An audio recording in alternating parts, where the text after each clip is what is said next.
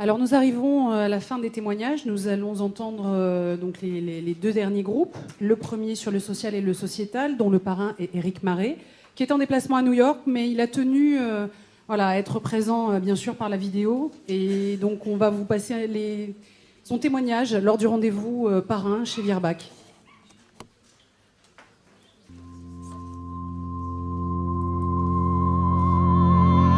Quand Dupuy est venu me parler de ce projet, j'ai assez vite accroché parce que je me suis dit que ça faisait vraiment partie de nos missions d'aider les entreprises plus petites à aborder cette question du développement durable.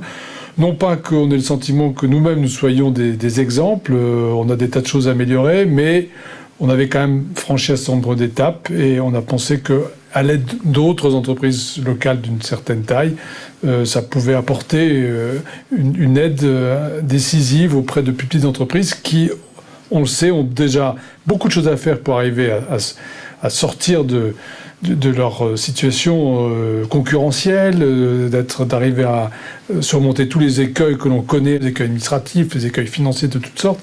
Se rajoute cette question de développement durable qui pour certains peut être vécue comme une contrainte, mais qui en fait, si elle est bien prise, peut aussi aider pour ce développement. Et c'est ça qu'on a essayé de faire partager dans ce parrainage.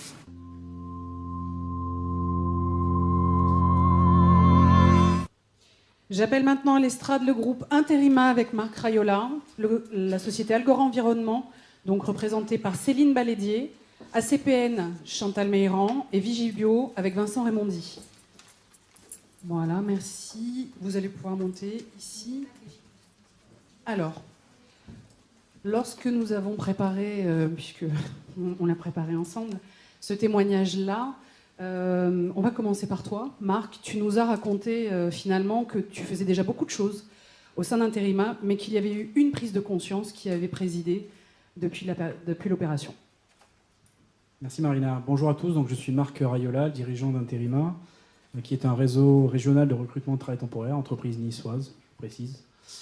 En fait, Performance Globale 06, c'était à l'époque une vraie opportunité pour nous. C'est arrivé juste au moment où on réfléchissait à la RSE.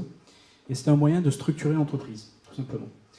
Pour en revenir sur le sujet sociétal, il s'avère qu'on a travaillé notre stratégie 2013-2016.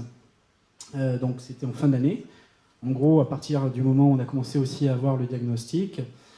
Et ce qui a été intéressant, c'est qu'on s'est rendu compte qu'il y avait dans le pan sociétal un point fort chez Interima, c'était le réseau, puisque j'ai pu, moi, avoir l'occasion, par exemple, de siéger à la CCI à l'époque, d'être au CJD, mais on a voulu aller plus loin et on s'est dit le sociétal c'est bien, mais il ne faut pas que ça soit centré que sur moi, puisque je ne suis pas le seul dans la société, loin de là.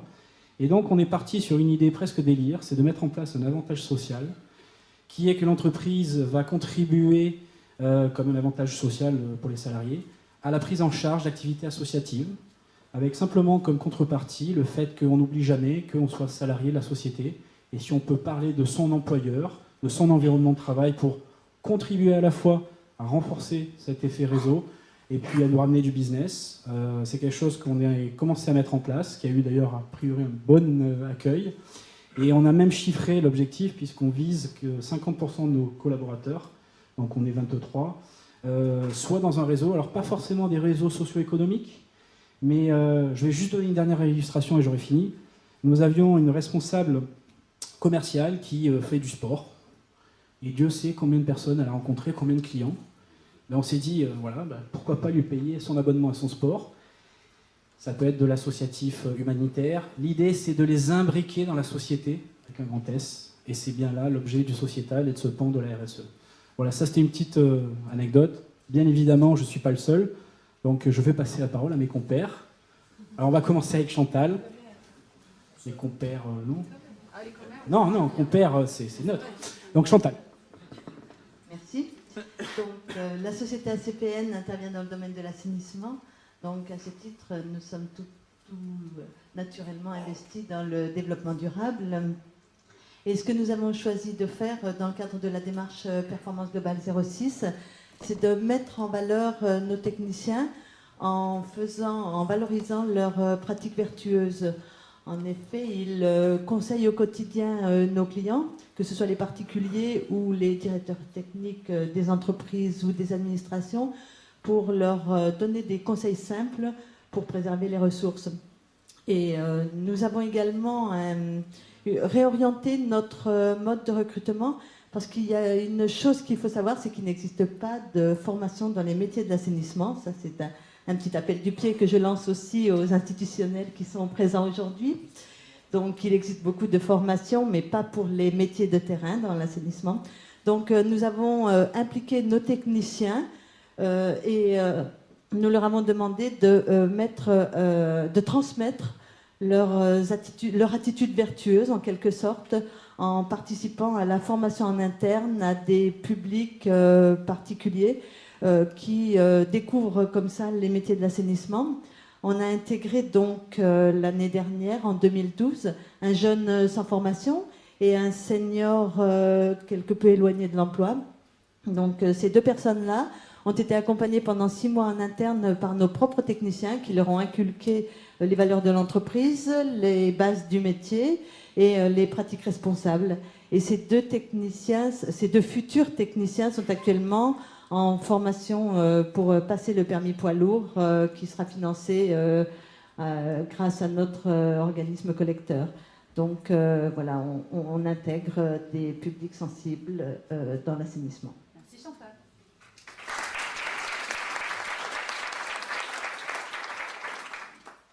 Bonsoir, Céline Balédier, je représente Laurent Guillon. Ça m'amuse toujours beaucoup de dire qu'il est au tribunal. Non pas parce que, pour ce que vous pensez, mais bon, il est juge au tribunal de commerce. Donc je le remplace. Agora Environnement, nous sommes une société qui collecte des déchets, qui les trie et qui valorise les parties qu'on appelle maintenant des matières. Donc ce ne sont pas des entreprises qui sont, on va dire, qui jouissent d'une très bonne image, d'autant plus que l'on fait aussi du curage de réseau comme ACPN.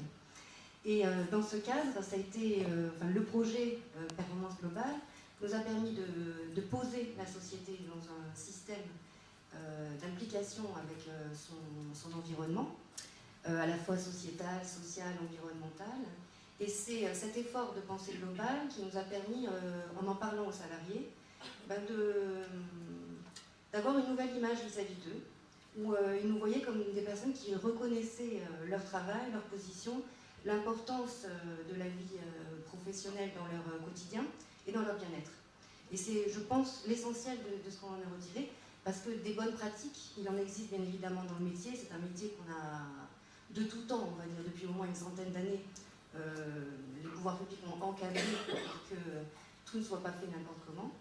Donc les bonnes pratiques existaient, mais il y avait peut-être un manque de communication de notre part pour les expliquer aux salariés et pour montrer en quoi ils étaient importants pour nous dans tout ce système.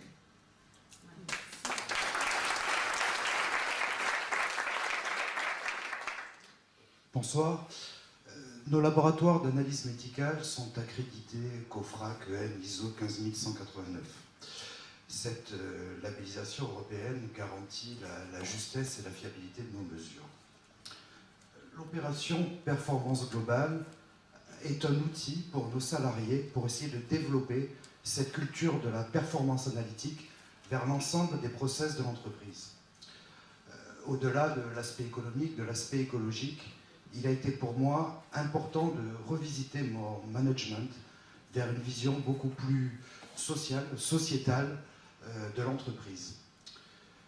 Cela s'est fait essentiellement, en tout cas à travers un outil qui a été la promotion du sport pour et à travers les salariés. Cela s'est fait à travers du partenariat, du sponsoring, de la participation à des événements pour mes salariés, mais aussi associé au suivi médical des sportifs de très haut niveau avec le CREPS Sud-Est qui est pas loin de nous. Aujourd'hui, cela me permet de dire avec un petit peu d'esprit, je manage mon entreprise comme un vestiaire de rugby lors de la causerie d'avant-match. Cela, en tout cas, a permis de développer une formidable notion d'appartenance et d'identité collective pour l'entreprise. Je vous remercie. Je voudrais juste conclure, puisque en fait, cette opération Performance Globale, on s'est dit à tous les quatre, ça nous a permis de regarder notre entreprise au travers des yeux de nos salariés, en fait. Merci beaucoup à vous quatre.